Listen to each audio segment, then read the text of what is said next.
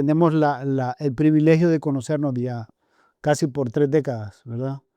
Em, em, y conozco bastante tu trayectoria de los momentos que hemos estado conviviendo o relacionando.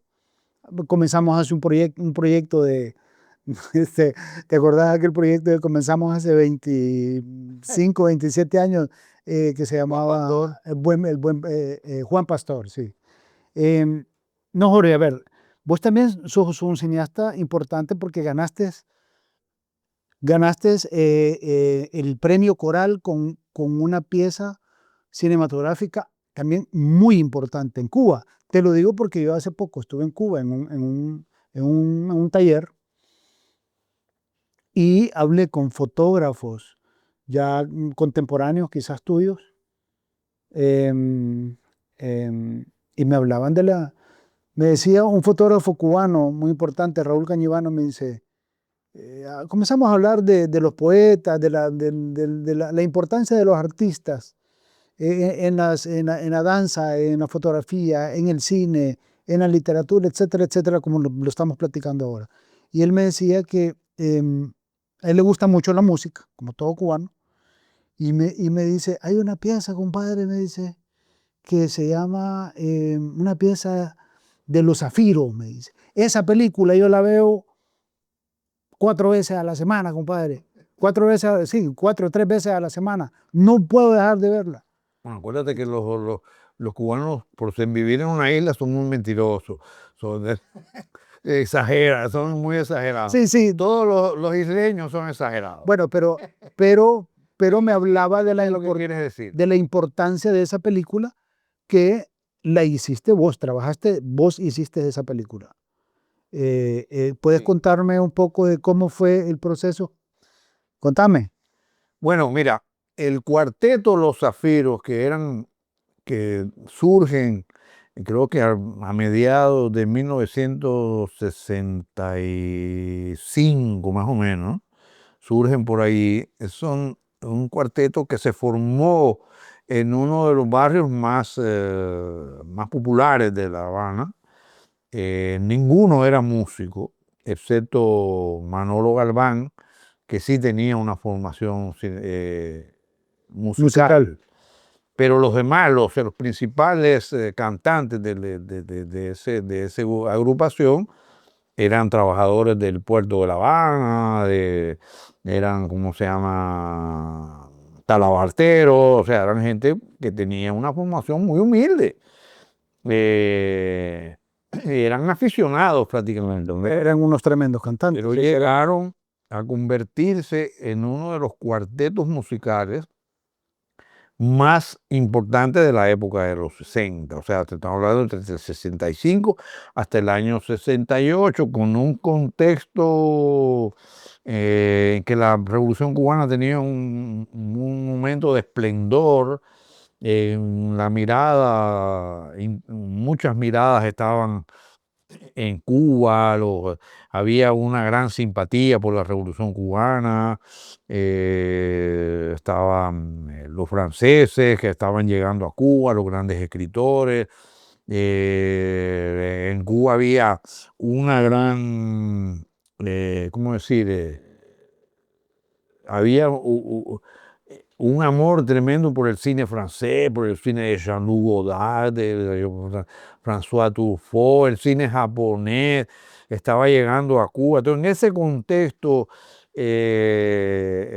tan efervescente, ¿no?, el mayo francés, etcétera, es que surge este cuarteto maravilloso, con unas voces extraordinarias, que cantaban calipsos y lo mezclaban con los boleros, lo mezclaban con el son cubano. Y esa era yo creo que esa era la gran novedad de un grupo como Esa era la novedad. ¿no? Y entonces todo era de oído, porque ellos no tenían una formación de academia bajo ningún concepto. Entonces algunos compositores que también eran muy humildes, eran muy famosos. Vaya, por ejemplo, uno de la gente que más estuvo cerca de Los Zafiros fue el autor de Gilberito llegó, esa pieza muy famosa de Celia Cruz, ¿cómo se llama?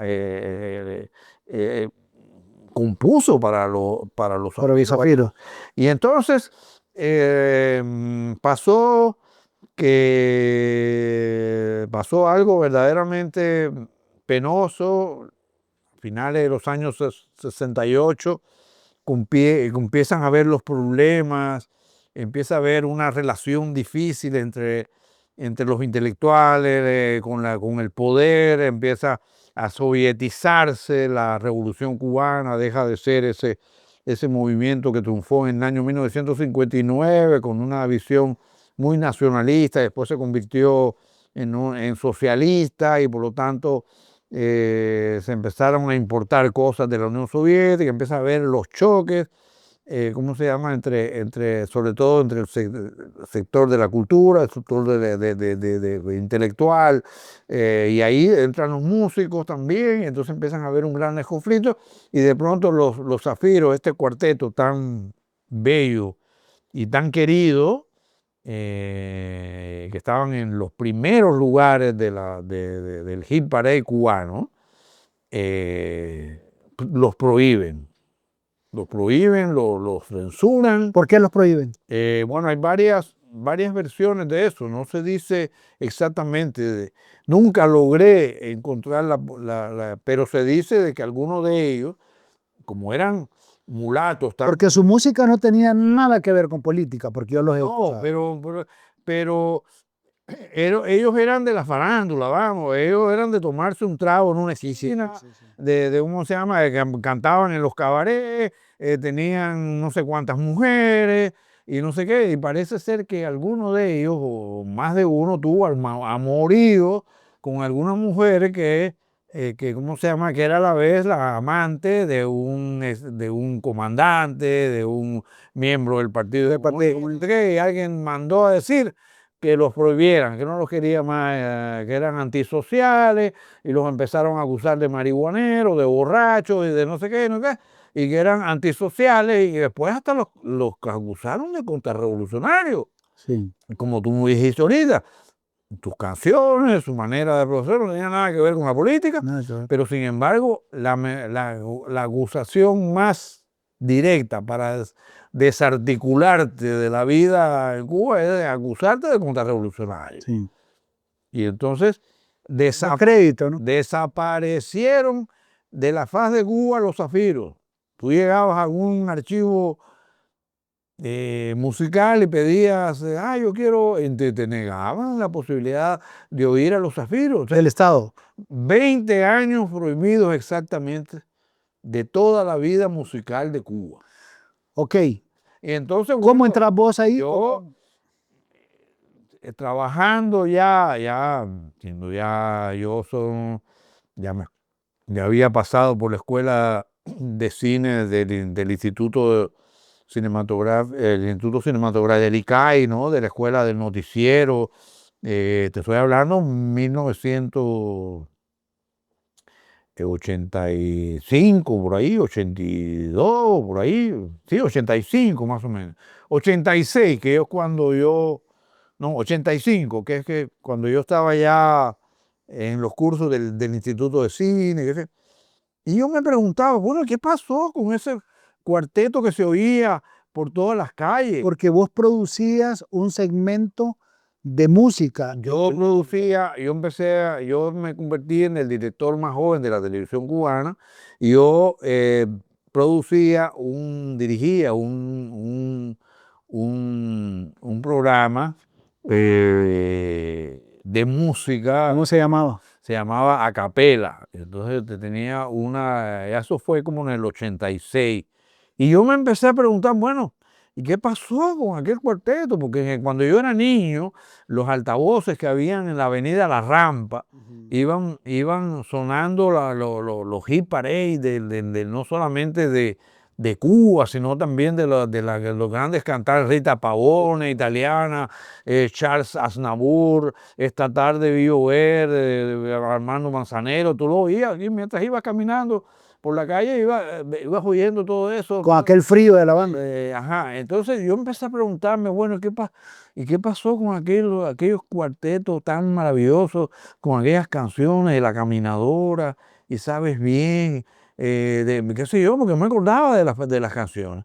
Y yo me empecé a preguntar, y un día en el barrio, en el Centro Habana, ahí en el barrio San Leopoldo, en un domingo jugando dominó y tomando cerveza y tomando ron y tomando chispetren en una esquina. Y como yo en mi programa rescataba cosas de artistas olvidados y cosas así, y yo me acuerdo que un amigo me tocó el hombro y me dice, oye, ¿a ti que te gustan las cosas viejas? Mira, ese viejo, ese tipo que está ahí tambaleándose, borracho, él era uno de los Zafiros, porque como me habían dicho que eran contrarrevolucionarios, no, esa gente se fueron del país o se murieron. Había toda una leyenda que no se sabía cuál era la verdad. Y entonces yo me acerqué a Eduardo Hernández, el chino de los Zafiros, y lo empecé a perseguir, le empecé a tocar la puerta de su casa, y me empecé a meter con él, y empecé a conversar con él, y él me abrió, él era un alcohol, estaba totalmente alcoholizado. Alcoholizado, sí. Y entonces yo llegaba de vez en cuando a la casa, le llevaba comida, le llevaba cosas, le llevaba los focos, porque no tenía ni cómo alumbrarse. Era una cosa, vivía en la miseria más absoluta. Y entonces ahí es donde me surge a mí la posibilidad de hacer un documental sobre los Zafiros a través de Eduardo Hernández, el chino. Como hilo conductor. Como hilo conductor, ¿no? Como personaje. Viene siendo prácticamente mi segundo documental en Cuba.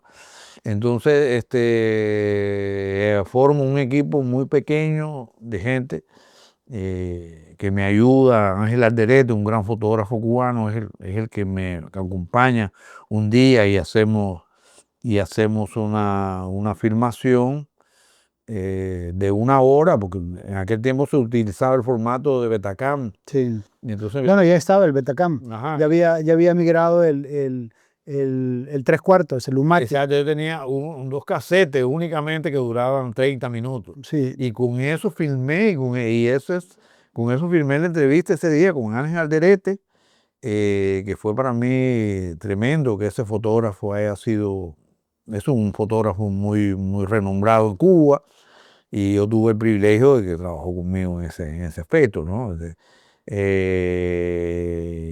Y cuando ya yo tengo todo armado, tengo todas las imágenes de archivo y todas esas cosas, me voy al Instituto de Radio y Televisión y planteo el proyecto, ¿no? Y de manera rotunda me dicen que no puedo hacer ese proyecto, que ellos son contrarrevolucionarios, que son antisociales, que los Zafiros están prohibidos. Son atados borrachos. Exactamente, son unos borrachos que, ¿cómo se llama? Que tuvieron muchos problemas y no hay. También estaba haciendo un documental sobre la diva cubana, la reina del guaguancó, Celeste Mendoza, que era otra cantante extraordinaria. En Cuba existen grandes figuras monumentales, que son Celia Cruz, Benny Moré, los Matamoros, Cindo Garay, Bola de Nieve y Celeste Mendoza. Son así, por excelencia, Los monstruos. monstruos de la música cubana. Y entonces Celeste me abrió las puertas de su casa y empecé a filmar con ella. Ella se convirtió en una mujer extraordinaria, de una cantidad de anécdotas. Su relación con Nat King Cole, su relación con todo el mundo de la música de los años 50, porque ella era una cantante de uno de los cabarets más famosos, que se llamaba el Sanssouci, que desapareció, de su relación con Benny Moré. Entonces tuve ese gran privilegio. Bueno, Fidel Castro mismo tenía mucho respeto por ella, ¿no? O sea, Bueno, te voy a contar. El asunto es que Celeste también estaba prohibida. Que Celeste Celeste, había prohibido todo. el problema era que Celeste, su marido, que era un hombre maltratador que le pegaba y todo eso, y un día ella, pues con una tijera lo mató. Lo mató, literalmente lo mató. Lo mató. Entonces la metieron presa. Y la metieron presa y entonces al cabo de no sé cuántos años le dieron la libertad, pero con la condición de que ella no podía sonar en la radio. Pero esa libertad venía con la venia de Fidel Castro. Bueno, pues, según se dice que Fidel Castro había ordenado. Por la importancia musical que había tenido. Pero bueno, con la condición de que ella no podía salir en la televisión, no podía producir ningún disco, no podía nada. Y era un ser anulado cuando yo la conocí. Entonces, esos dos proyectos los planteo al Instituto de Cine, me niega rotundamente, incluso con Celeste Mendoza se me secuestró todo el material que yo filmé. Lo secuestra el partido. No, el Instituto de Radio y Televisión, las autoridades y me secuestran también todo lo de los zafiros. ¿Y cómo hiciste? Bueno, no sé, el asunto es que cuando pasó el tiempo, se me negó todo eso. En el año 1992 yo decido irme de Cuba y hablo con un gran amigo que estaba dentro del instituto y le pido por favor si él puede encontrar archivado todo lo que está de Celeste Mendoza y lo de los zafiros. Y me vino con la mala noticia, me dijo, mira, he encontrado todo lo que filmaste de los zafiros, está ahí en archivado, pero lo de Celeste no hay manera, dice que lo borraron. Y entonces, de tristeza, ¿no? Pero yo me voy a encargar de sacar todo lo que filmaste de los zafiros. Se encarga de sacarlo de los zafiros. Yo me voy de Cuba.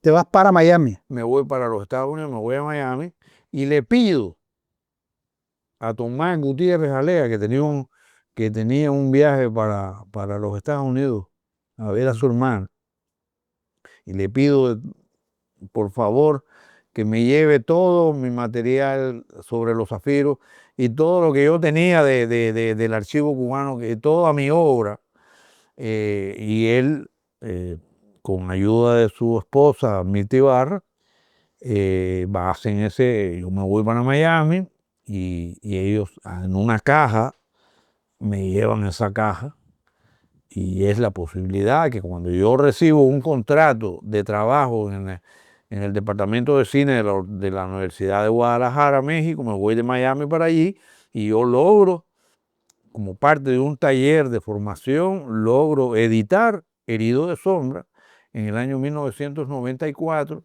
que ya yo estaba allá fuera de Cuba. Con el apoyo de la universidad.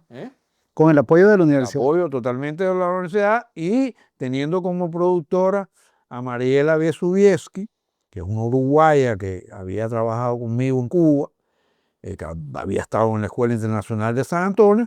Mariela Besubiesky es la productora de la película argentina, ganadora del Oscar, productora y ganadora del Oscar de Secreto de tus Ojos. Y se convirtió en una de las productoras más importantes de España, ¿no? Entonces, en ese momento no fue la productora de Herido de Sombra, mi documental. Ah, mira qué interesante. Y entonces ella me arregló para yo irme para Guadalajara. Ella fue la que gestionó que yo llegara de Miami a Guadalajara a dar un taller de documentales y que mi material que estaba en bruto pudiésemos armar, y es en México donde yo logro armar Herido de Sombra, lo mando por México, lo inscribo al Festival Internacional de Cine de La Habana por México y se gana el Coral. Entonces, o sea, ganás el Coral estando fuera de Cuba. Estando fuera de... ¿Cómo te informan que ganas el Coral? Yo mandé la película ya. ¿Por medio de quién la enviaste? Porque venía de Jorge Dalton, un poco non grato, ¿verdad? Exactamente, pero había llegado de visita a la Universidad de Guadalajara, el director del Festival de Cine de La Habana. Había hecho y había llegado y de visita.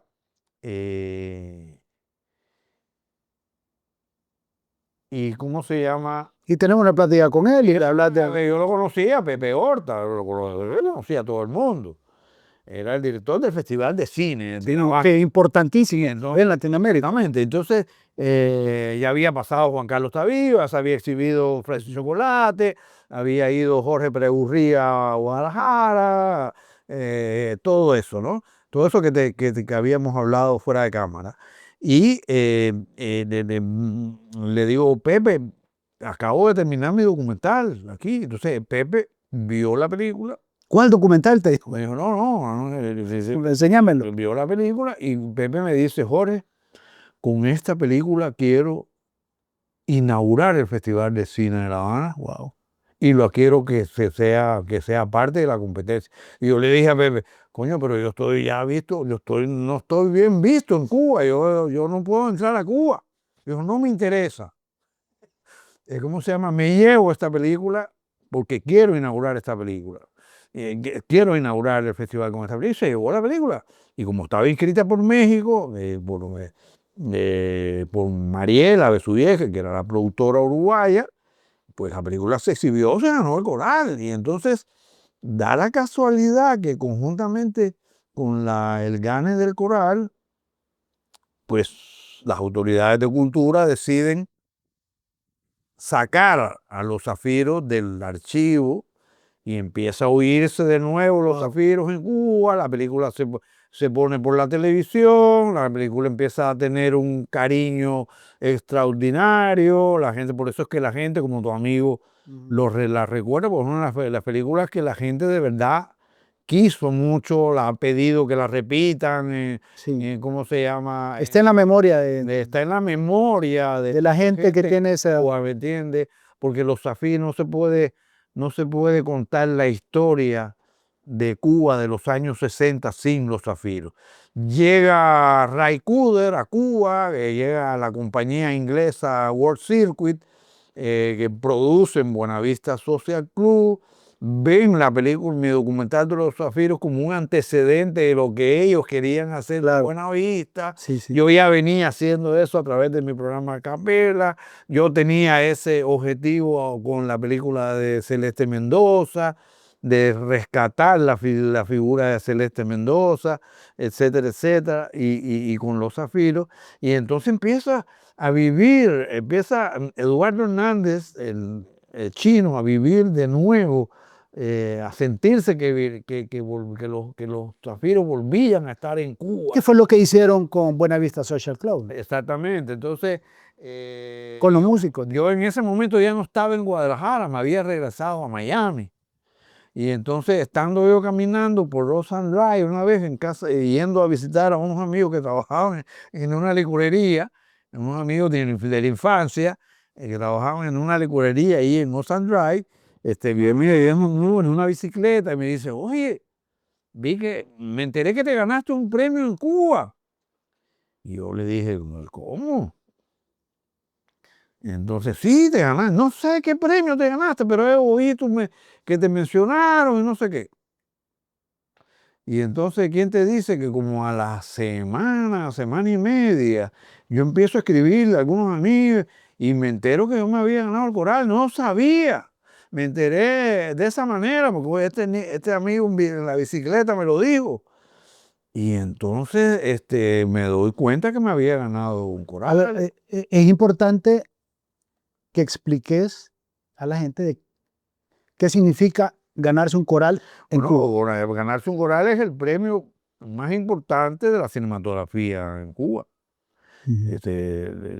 Mucha gente, un amigo que dice, a mí no me interesaba ganarme un Oscar, a mí no me interesaba ganarme no sé qué premio, ¿no? En Leipzig, o en Barcelona, o en tal más cual festival, me interesaba ganarme un coral, ¿me entiendes? Entonces, ¿Y por qué decía eso? porque estábamos viviendo un momento muy esplendoroso en la cinematografía nacional. Cuba, ¿me entiendes? Entonces ganarse un coral era todo un privilegio tremendo, ¿me entiendes? Sí, le recuerdo. Eso ya no es así ahora. Ya El no es así. Festival de Cine no tiene para nada el color que tenía en esos momentos, no tiene para nada el esplendor bajo ningún concepto. El Festival de Cine de La Habana dejó de ser lo que fue, no tiene absolutamente nada que ver y ha cambiado muchísimo. Hay festivales mucho más importantes en Latinoamérica, como el Festival Internacional de Guadalajara, ¿no? Sí, claro. Pero, a ver, pero para no perdernos, ¿qué sucede con el chino? El chino se muere muy a raíz de los elogios, a raíz que en la radio, en la televisión empiezan a sonar los zafiros otra vez, empiezan a hacer entrevistas, él deja de tomar de manera radical y entonces le provoca un infarto masivo y se muere. A él fue el que se le entrega el Oscar, el Zafiro, el premio premio. Coral. El- El Instituto de Cine le compra hasta un traje para la ceremonia de entrega del premio. Nada de eso yo viví, porque yo estaba en Miami.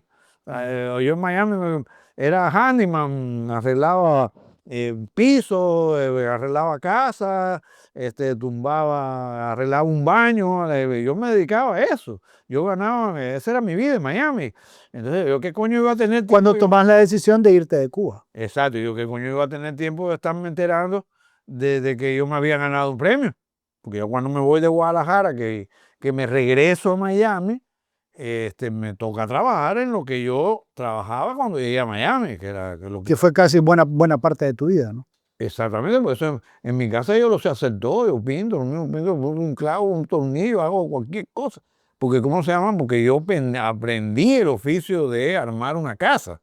Y entonces eso lo aprendí. Radical, porque venías de hacer cine, de estar con los... Porque habían amigos míos en Miami que me decían, no, tú no vas a hacer esto, tú eres un cineasta, tú eres el hijo de Roque Dalton, tú no te vas a poner a hacer esa mierda, andar, ¿cómo se llama? Poniendo embarrado de cemento aquí. Yo le decía, no, yo vine aquí a trabajar a los Estados Unidos como viene todo el mundo. Yo, si tengo que lavar platos, lavo platos. Como si tengo que poner chapapote en un techo, yo lo pongo. Entonces había gente que me decía eso, no, Jorge, por favor, no hagas eso. Y yo tuve que trabajar como cualquier emigrado. Y no me arrepiento de eso porque fue una experiencia absoluta. En un momento que yo ganaba cierto dinerito. Cuando llegó Mariela a buscarme para irme a la Guadalajara, que me dijo, Jorge, yo te vengo a buscar para que tú te vayas para Guadalajara. Y yo le dije, Mariela, yo no quiero ser ya más cineasta. Yo pongo el piso, yo gano dinero aquí, yo no quiero saber de cine más nunca, porque a mí yo con esto que yo hago, Ya tenía muchos problemas. tengo dinero. Con el cine no gano nada. Y me dijo, no, Jorge, tú te tienes que ir para Guadalajara, por favor, no me hagas esto, he hablado ya para que te reciban, hay 12 alumnos esperándote en el taller de cine, tú eres un cineasta, tú no eres constructor ni un carajo, me decía Mariela de Subieski.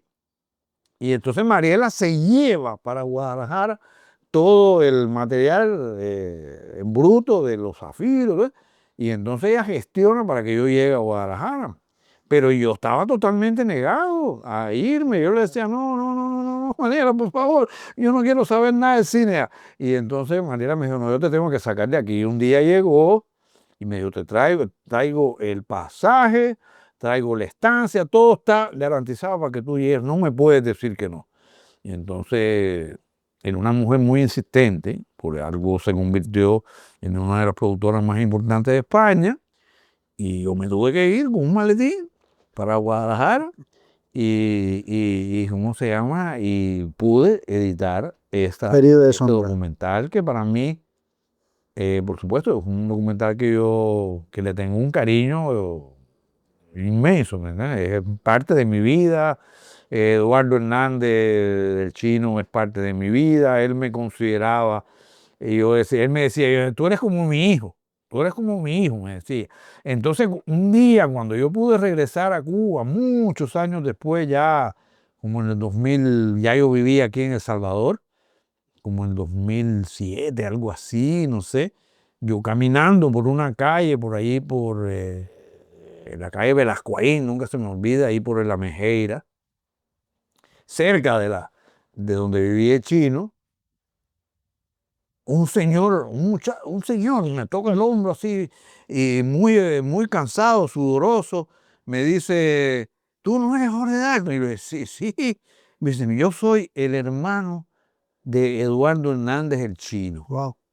Y yo tengo en la casa el premio coral para entregártelo. Porque él me dijo que por cualquier circunstancia yo volví a Cuba, por favor que me entregaran el premio. Así fue. Así fue. Entonces yo te identifico porque alguien que te conoce me dijo, mira, ¿tú sabes quién vi ahora por Velasco ahí? A Jorge Dalton caminando por allí. Y entonces yo vine corriendo de mi casa. A veces eso era verdad y es verdad. Que cómo se llama, que te encontré. Por favor, acompáñame hasta la casa porque están todos mis hermanos ahí para darte el premio. Fuiste con él. Y yo fui para allí, imagínate tú, eso fue un momento muy emotivo, me eché a llorar ahí y me entregaron el premio coral. Wow. Una cosa tremenda, ¿no? De cuán importante por eso es Herido de Sombra para mí. George, hablando, bueno, que a mí me parece hasta,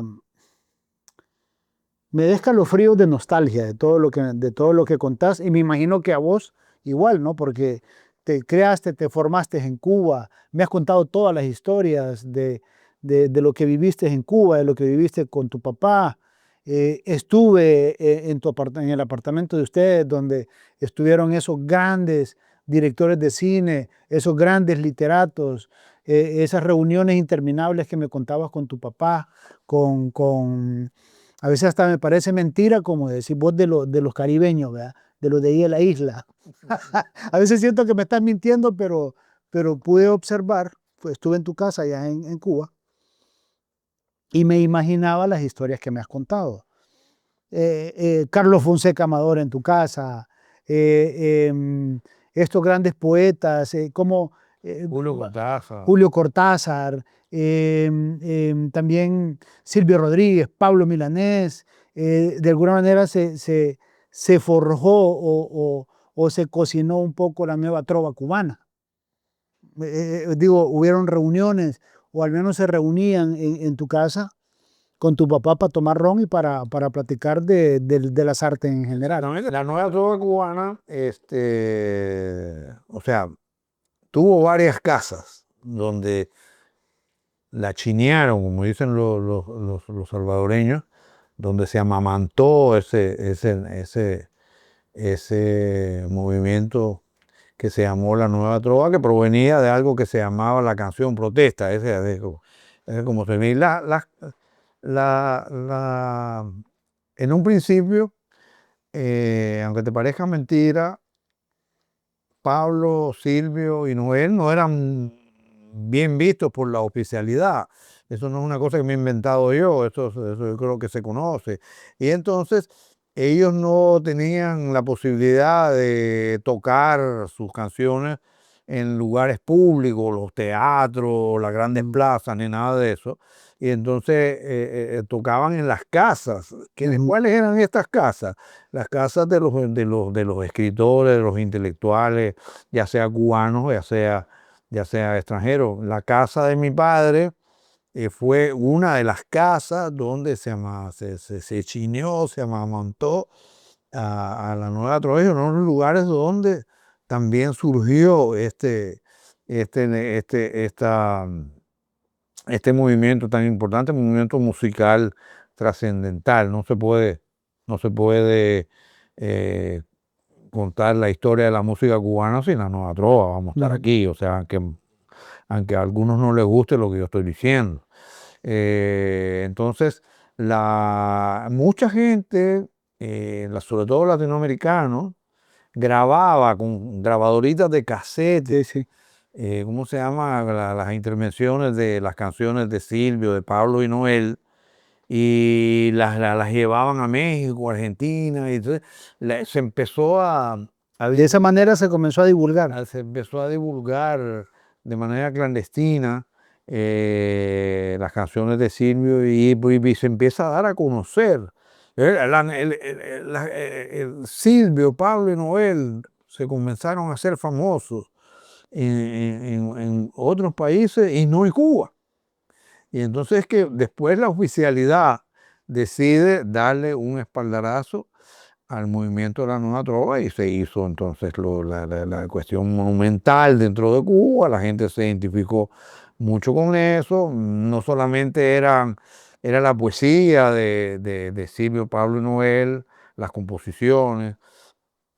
Entonces toda esta corriente la No, y eran todos los músicos que trabajaron con la nueva trova, que también fueron sumamente importantes, ¿no? Músicos, incluso algunos graduados de academia que llegaron a formar las agrupaciones que Silvio y Pablo tuvieron posteriormente, ¿me entiendes? Entonces, y toda la influencia, todo eso tenía que ver con toda una conspiración literaria que había en Cuba, porque Silvio, sobre todo, nace, o sea, la institución que acuerpa, que, ¿cómo se llama? Que decide acuerpar a la nueva trova cubana, en este caso Silvio, Pablo y Noel, fueron la Casa de las Américas y el Instituto Ericay, el Instituto de en Cine. el cual había estado tu papá, ¿no? En la Casa de las Américas, ¿no? Claro que mi padre era un trabajador muy querido ahí en la Casa de las Américas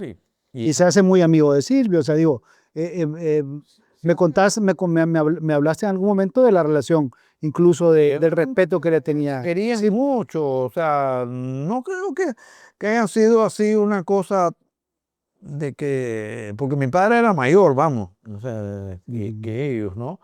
Y la poesía de mi padre de alguna manera llegó también a llamarles la atención, la manera en que mi padre construía la poesía, pues el surrealismo de la poesía de mi padre, pues influenció mucho a la manera de los textos de Silvio, sobre todo de Silvio, o sea, Silvio, porque Pablo proviene tiene ¿cómo decir? Un antecedente en la música popular Ujú. que no la tiene Silvio. O sea, acuérdate que Pablo viene de cuartetos musicales Sí. que tenían otros que cantaban otros géneros, influenciados por los cuartetos musicales norteamericanos, y todo eso. O sea, Pablo tenía esa influencia que no tenía Silvio. Entonces, Silvio es más influenciado también por el folk americano, etcétera, etcétera, ¿no? Entonces, surgió algo muy importante, independientemente de su compromiso político, vamos. O sea, yo creo que no es nada raro que yo diga que la nueva trova fue como el fondo musical de la Revolución Cubana, sobre todo en ese gran momento. El fondo musical. Sí. Era el alma musical de todo eso. Y ¿cómo se llama eso? También tuvo su proceso de transformación, como te decía, los músicos de academia, luego Pablo y Silvio dejaron de ser trovadores con una guitarrita frente al público, se convirtieron, hicieron unas grandes agrupaciones que también haciendo esos grandes conciertos en el mundo. que enriqueció tremendamente, ¿cómo se llama? La propuesta que enviaron a tener también arreglistas, gente muy inteligente, ¿no? Gente graduada de academia, sobre todo en la época de los 90, de los finales de los 80 y principios de los 90. Entonces, en esas tertulias de repente aparecía Julio Cortázar, Silvio Rodríguez, Pablo Milanés, Roque Dalton. Exactamente, o sea, de quiénes eran, cuando yo te hablo de la gente que grababa, muchos de esa gente eran estos escritores, toda esta gente que estaba llegando a Cuba toda esta gente del boom literario. ¿Quiénes, algunos nombres de los que llegaban, Jorge? Bueno, a mi casa específicamente llegaba mucho Julio Cortázar, que era un gran amigo de mi padre, llegaba Eduardo Galeano, llegaba, Galeano, ¿hablaba de fútbol, Eduardo Galeano, ahí con tu papá o con...? no sé de qué carajo hablaban porque yo era muy niño, ¿me entiendes? Hablaban de la literatura, de la revolución y hablaban de todo, llegaba, por ejemplo, Virginia Grutter, que era una gran directora de teatro costarricense, que fue la maestra de muchos actores cubanos. Llegaban muchos intelectuales cubanos. Bueno, Alberto Padilla, por favor, era una gente muy familiar a nosotros. Lichi. No, Lich era muy jovencito, en esa época no.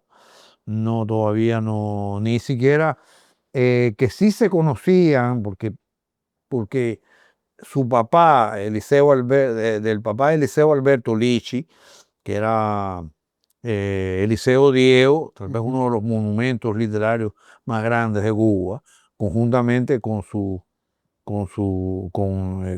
Fina García Marrús, que era la hermana de su esposa, y las dos eran excelentes poetas.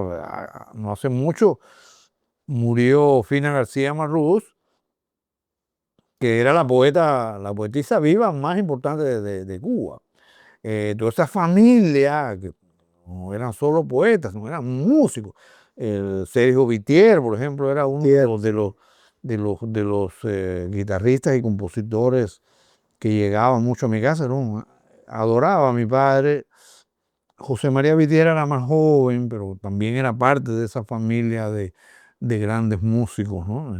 Todavía está vivo, es un hombre, un pianista extraordinario. Entonces, sí se conocían con mi padre, Fina García Marrús, Cintio Betier, su esposo, y Eliseo Diego adoraban a mi padre, vamos. Entonces, no llegaban a mi casa, pero mi padre pasaba de vez en cuando por casa de Eliseo, y Eliseo muchas veces me decía yo, gozaba mucho con tu padre, el humor de tu padre era único, que incluso yo le tengo mucha envidia porque en los títulos que tu padre tenía de pobrecito poeta que era yo hubiera querido que algún libro de mi padre, de algún libro mío se llamase así, con esa soltura que tenía tu papá, que hacía reír hasta las piedras. Todo eso me lo decía Eliseo Diego, ¿no? De que decía que envidiaba a mi papá porque él quería tener tal vez la posibilidad de nombrar algún libro de él, como mi padre tenía la facilidad de nombrar un libro levemente odioso, ¿me entiendes? Tabernas y otros lugares, y cosas así, las historias prohibidas del Pulgarcito, que es uno de los libros que más quiero yo de mi padre. Entonces, mi padre siendo tan salvadoreño, al mismo tiempo, ¿cómo fue? Yo nunca me he podido responder eso. ¿Cómo mi padre siendo tan salvadoreño pudo influenciar a tanta gente que no era salvadoreña? Que incluso influenció a gente de movimientos tan importantes de los años del siglo XX cubano, como la nueva trova cubana. ¿Por qué? Porque la nueva trova cubana, la base fundamental, una de las bases fundamentales es la poesía.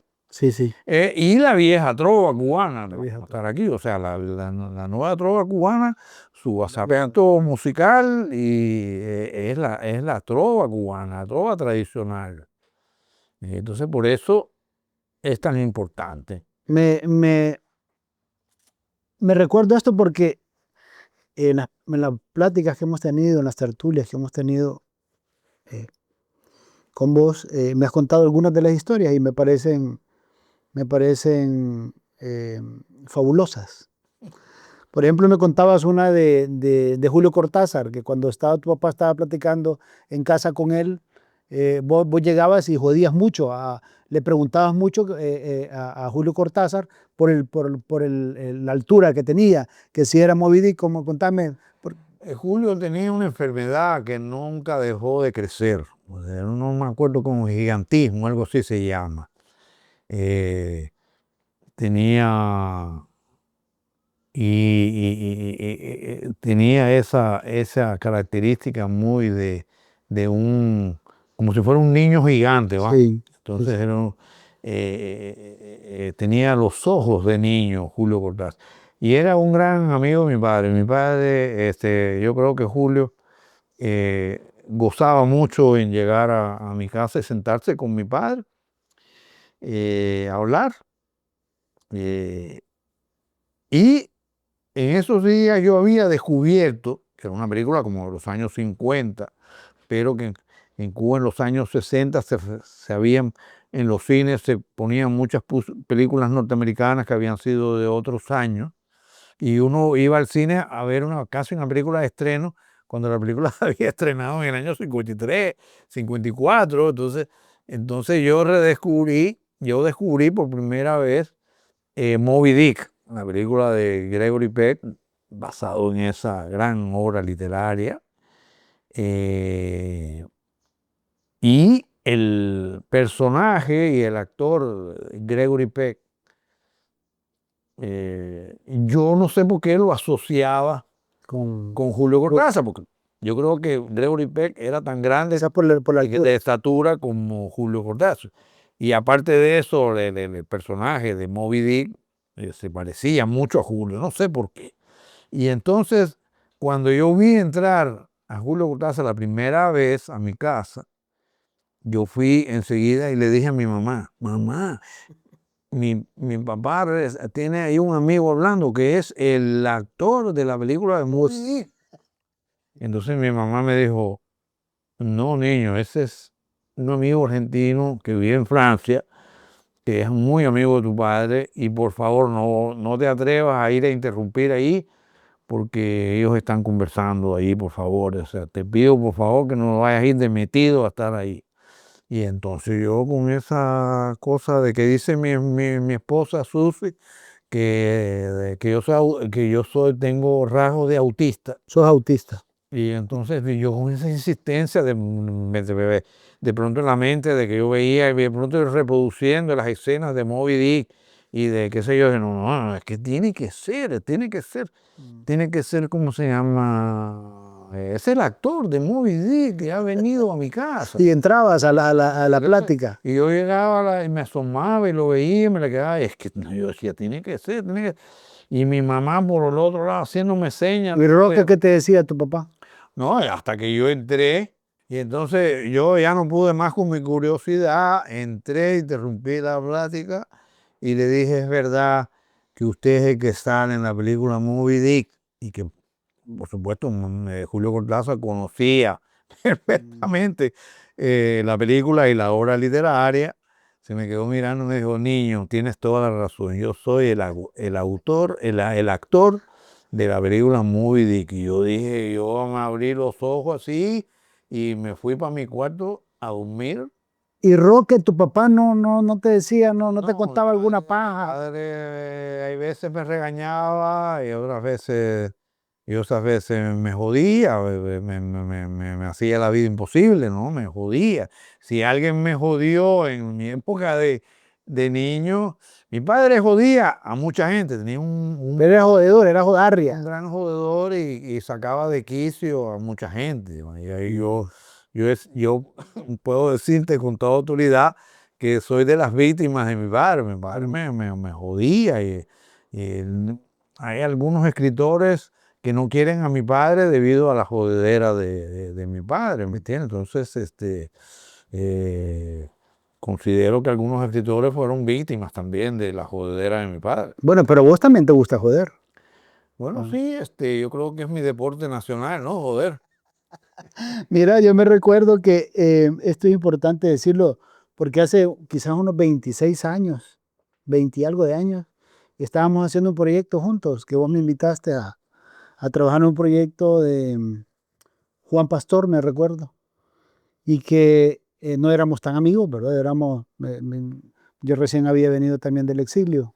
No sé cuánto tiempo llevaba vos aquí en El Salvador? Llevaba muy Muy poco. poco, pero me recuerdo que estábamos filmando allá, íbamos a filmar allá por el Paisnal, ahí para adentro, donde había una, una, un lugar donde estaban excombatientes. Y ahí estaba la historia con la que estábamos Es trabajando. que allí vivía Juanpa. Ahí vivía. Era Entonces, un lisiado de guerra sí, que le faltaba. que tenía tenazas. Le habían abierto sus dos huesos y con ellos Sí. trabajaba. Era una historia muy, muy fascinante, pero yo lo que quiero, yo me recuerdo, yo no sé si vos, posiblemente no, yo te decía, Jorge, y un día veníamos caminando, yo tenía interés de saber más sobre Roque Dalton, pero vos estabas como cerrado a esa, no sé si cerrado con gente que te llegaba y te preguntaba sobre Roque.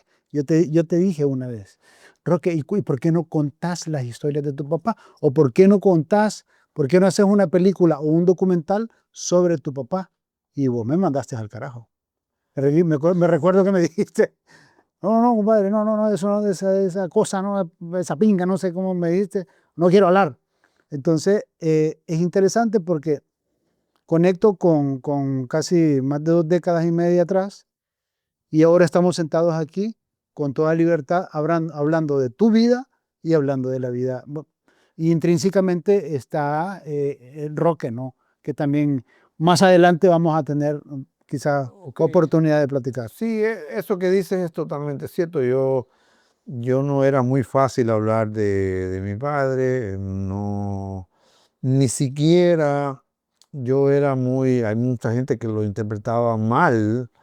A mí no me gustaba ir a los homenajes de mi padre, no me gustaba ir a los, eh, sobre todo en Cuba, por ejemplo, yo me hacían homenaje a mi padre en Casa de las Américas, en varios lugares, y yo me negaba porque los consideraban demasiado solemnes.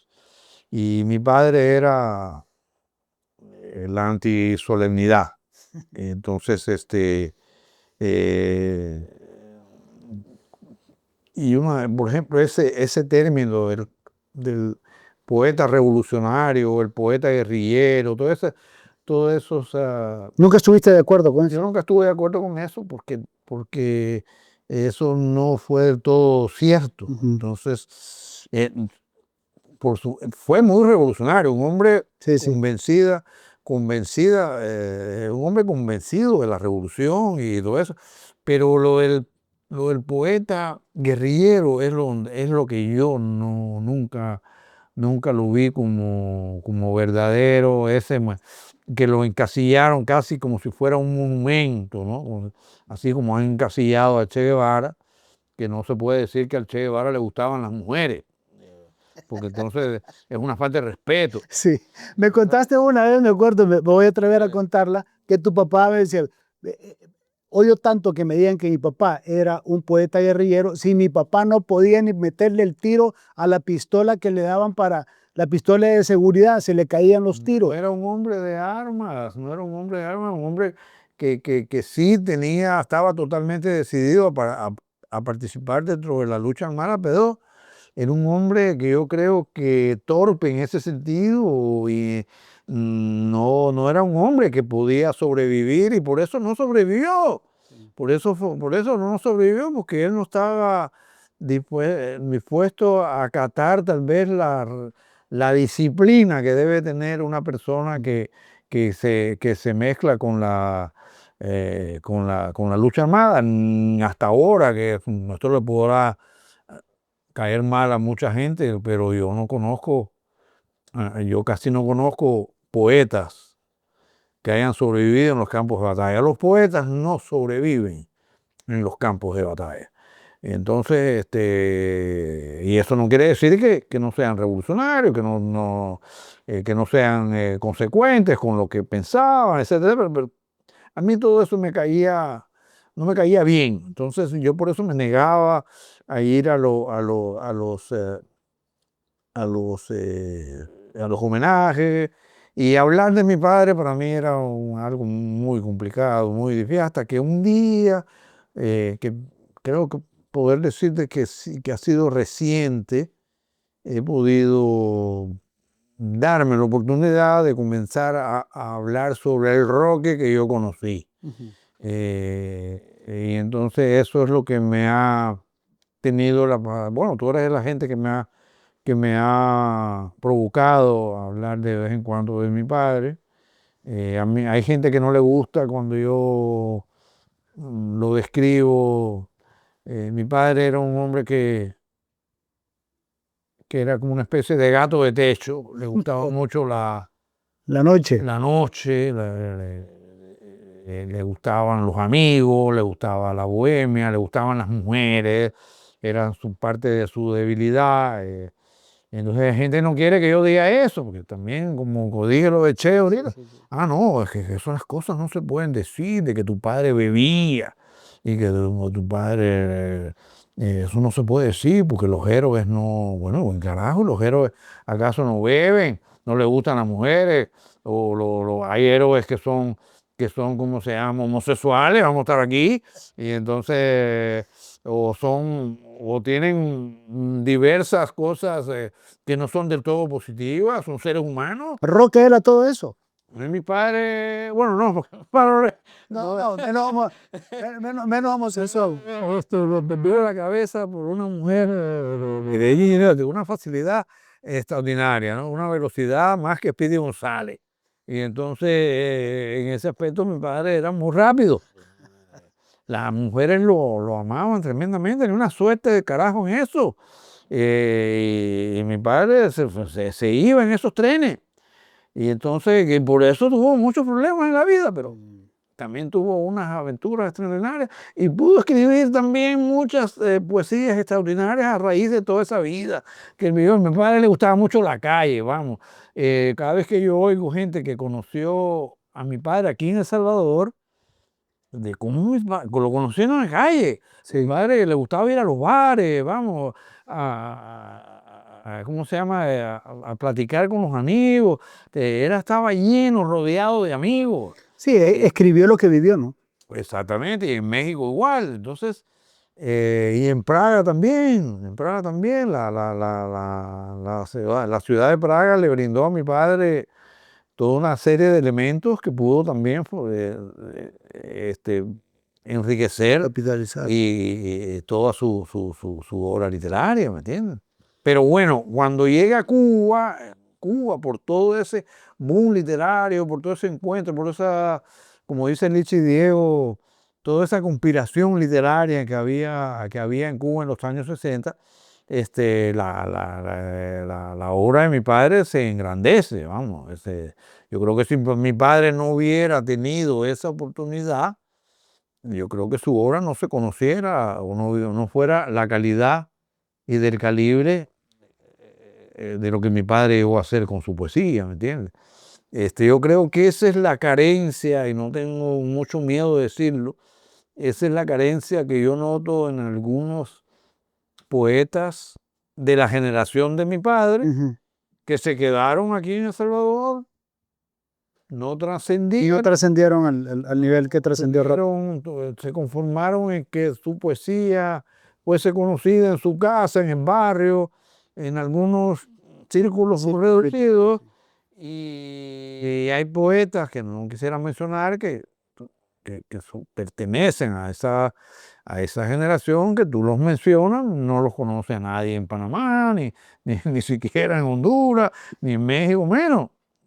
Entonces, fue por eso es que mi padre decidió ir a conocer el mundo. Sí. Mi padre venía de una familia muy tradicional, muy humilde, muy encerrado, del barrio San Miguelito.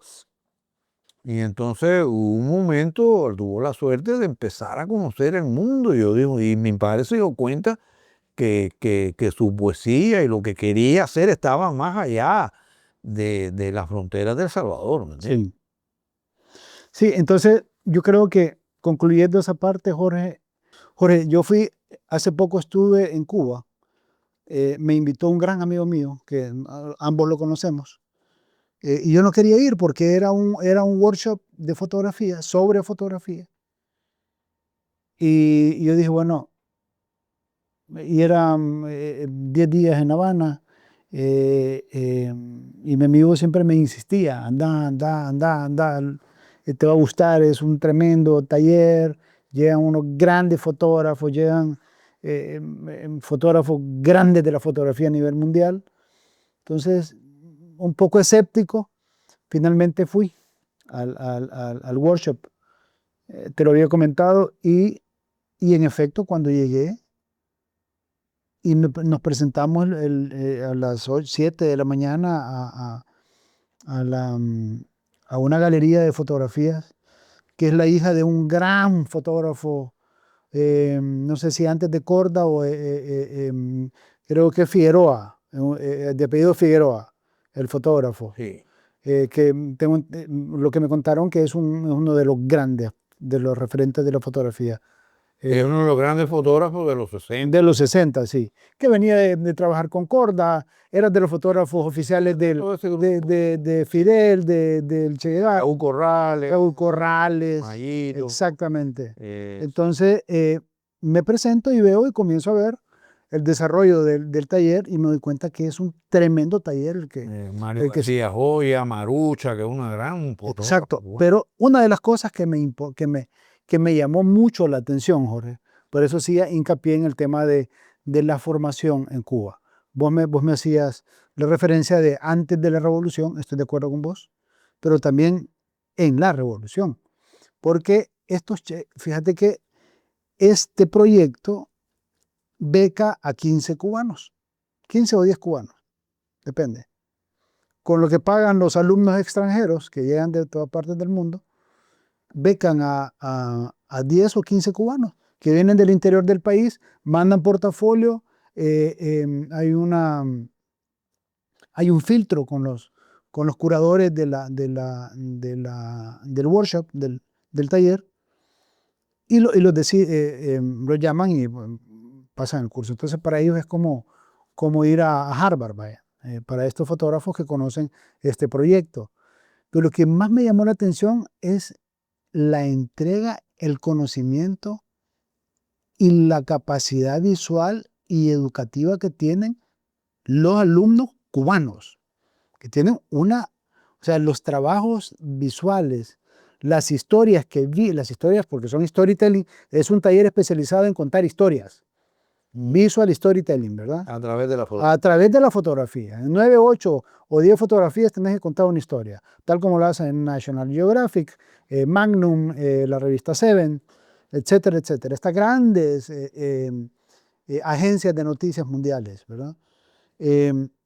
Me llamó muchísimo la atención el trabajo de los jóvenes cubanos. ¿A qué se le puede atribuir eso? Jorge, porque ese taller se quiere hacer en El Salvador. ¿Y cómo ves esa posibilidad hermosa que pueda suceder de que venga esa visión para enseñar o mostrar o poder enseñarle a becados salvadoreños cómo poder ver más allá de la foto bonita, como dicen ellos? Bueno, mira, Cuba de por sí es un territorio muy fotogénico, ¿no? Y la fotografía cubana tiene un gran aporte no solamente de estos fotógrafos que me acabas de mencionar, que son los fotógrafos que empiezan a fotografiar el proceso revolucionario, pero Sí. algunos de estos fotógrafos, porque Figueroa es un poco más joven, pero Corda... Figueroa está vivo. Sí, pero es un poco más joven que Corda. Que Corda, sí. Son casi contemporáneos. Pero bueno, esta gente se formaron en Cuba republicana, sí, cierto. no se formaron en el proceso de la revolución, correcto. Ellos ya tenían un ojo educado. Muy educado. Para poder fotografiar todo lo que estaba pasando en Cuba o todo lo que comenzó a suceder. La fotografía cubana es muy importante en todo ese proceso que empieza, de esa Cuba nueva, que empieza a surgir a partir del 1959, que está que está Corda, está, ¿cómo se llama? Chino López, Raúl Corrales, y una cantidad de fotógrafos que son parte de todo eso. Pero en la Cuba republicana hubo también fotógrafos trascendentales, ¿no?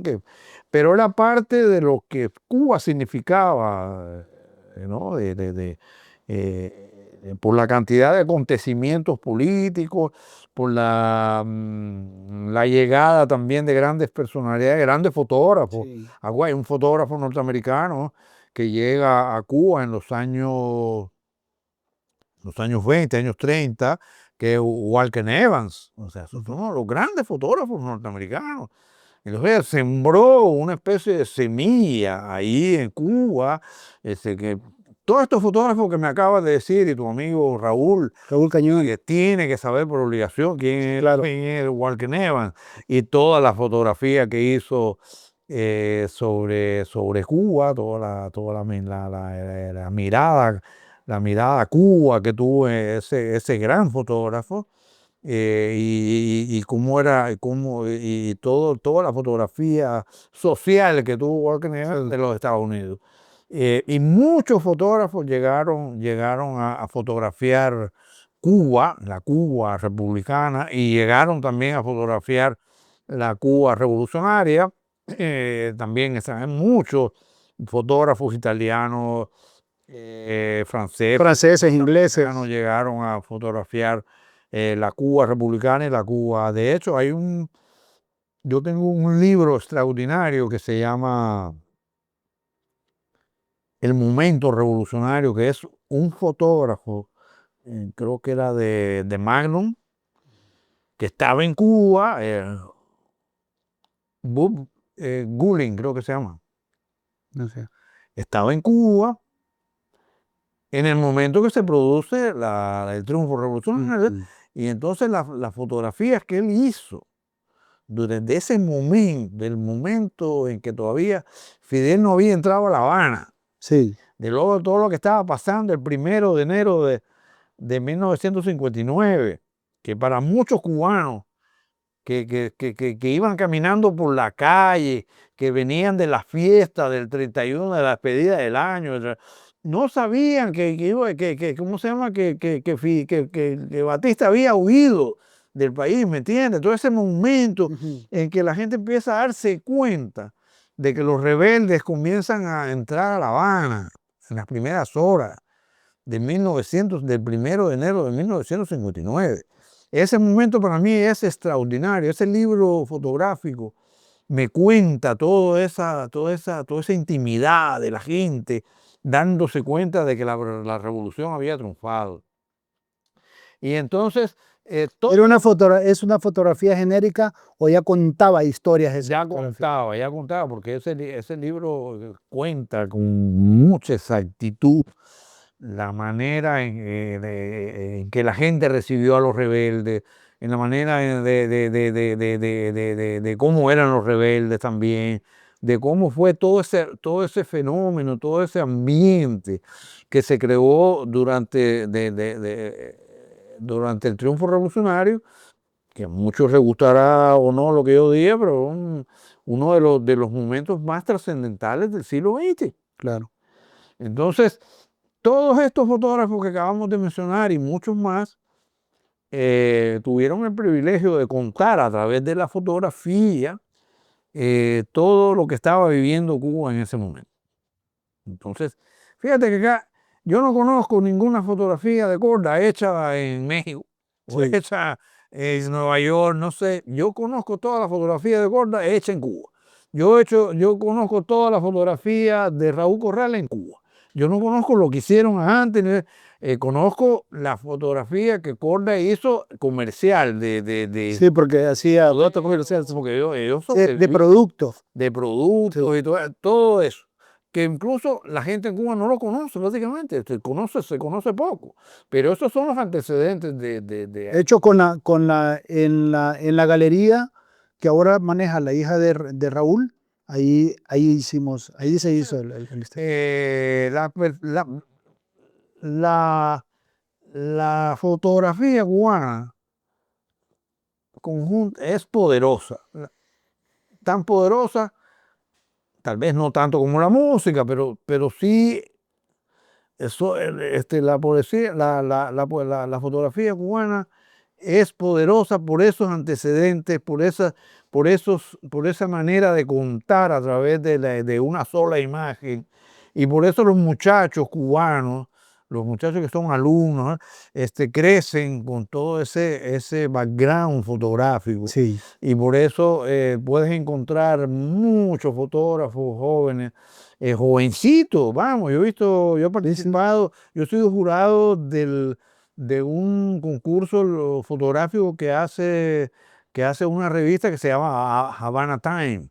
He sido como 5 veces jurado y yo me he quedado sorprendido de ver Es increíble. el ojo que tienen estos muchachos, que muchos, algunos son hasta Del interior del campo, del país. interior, que viven en una zona rural. Matanzas y ¿Me entiendes? Tienen una fotografía extraordinaria. extraordinaria. Y entonces, por eso tiene que ver, o sea, tu sorpresa o tu Sorpresa y admiración. o admiración por eso no es casual, Sí. porque la fotografía cubana es algo muy poderoso, igual, igual que la pintura, La música. igual que la música, igual que todo el movimiento de artistas visuales, ¿cómo se llama? Que ha Las artes. utilizado la fotografía para hacer su obra pictórica, vamos. La danza, ¿no? La danza La danza contemporánea. misma. Entonces, es algo que también, como te dije hace un rato, es algo que no va a desaparecer, No va a desaparecer. aunque pase lo que pase. Así es. En ese sentido, ¿qué pensás vos de este proyecto que se puede desarrollar, traer esa experiencia a El Salvador y que suceda aquí? Bueno, para mí me parece muy importante para El Salvador, en primer lugar, porque iba a ser, de alguna manera, una experiencia para los que vienen, porque no conocen El Salvador, van a descubrir El Salvador a través de esa mirada, que vienen con una mirada curiosa de que este país está sonando En el mundo. en el mundo, vienen a ver que no ha sonado, que ya no suena el asunto de la violencia, por la guerra, sino que está sonando por otras cosas. Y entonces hay gente, incluso salvadoreña, que hasta pasado 30 años fuera del Salvador y llega ahora y viene a descubrir un país que tenía una idea que era una cosa y ahora es otra. Sí. Y entonces es muy importante para los salvadoreños Tener esa mirada. que van a estar alrededor de ese taller. proyecto, de comenzar a educar o la oportunidad de educar su mirada a través de esta gente que viene, ¿me entiendes? Y en su propio país. Entonces, tanto los que vienen van a recoger una cantidad de imágenes importantes sobre El Salvador. Hay gente que me va a decir el nuevo El Salvador. Yo digo que del Salvador, porque es importante El Salvador, ha sido también muy desconocido para mucha gente, no ahora, sino desde antes, que no tienen idea, no tienen idea. Hay gente que piensa que El Salvador es un país lleno de plátanos, donde los aviones no pueden ni aterrizar porque ¿cómo se llama? Porque todo está lleno de plátanos. Así piensan de Honduras. Digo, en realidad es totalmente diferente. Y entonces, qué bueno sería no solo que Whitney pudiese estar en El Salvador, sino que puedan estar en Honduras o en Guatemala, porque son también países muy fotogénicos, ¿verdad? El Salvador es un país que tiene una imagen fotográfica ¿cómo se llama? Que está a la vuelta de la esquina, a la vuelta del pueblo. Yo creo que es importante que El Salvador suene también fotográficamente. También se puede institucionalizar estos proyectos que son de suma importancia, de suma importancia académica, ¿verdad? También, Jorge. Exactamente, Porque hay una falta de formación latente. El Salvador tiene el privilegio de tener muy buenos fotógrafos que surgieron al calor de la guerra, ¿no? Sí. Y incluso... Porque se instalaron aquí los grandes fotoperiodistas del mundo también por 10 años, ¿no? Exactamente, aquí hubo grandes fotoperiodistas que eran representantes de las más importantes compañías fotográficas. Del mundo. Y de revistas y qué sé yo. Y entonces estos fotógrafos, ¿cómo se llama? Salvadoreños, que pudieron haberse interpretado de que no se conformaron con andar callando la cámara del fotógrafo o De asistentes de ellos fueron verdaderamente fundamentales en contar a través de la fotografía lo que estaba sucediendo en El Salvador, que era algo tremendo con la guerra que duró más de 10 años, con todo lo que pasó, Sí. y documentaron todo el periodo después de la guerra, de todo ese espiral de violencia que hubo aquí, fue gracias también a los fotógrafos, más que los cineastas, ¿no? Sí, correcto. Así es. Los fotógrafos tuvieron mucho Sí, más incidencia, estoy de acuerdo con y vos. fueron mucho más importantes que los cineastas. Sí, Pero total. yo creo que sería muy importante para El Salvador. A mí me da mucha alegría que un evento de esta naturaleza, con fotógrafos tan importantes, y con la gente que viene de Cuba, que son jóvenes también, descubran este país. Me parece importantísimo.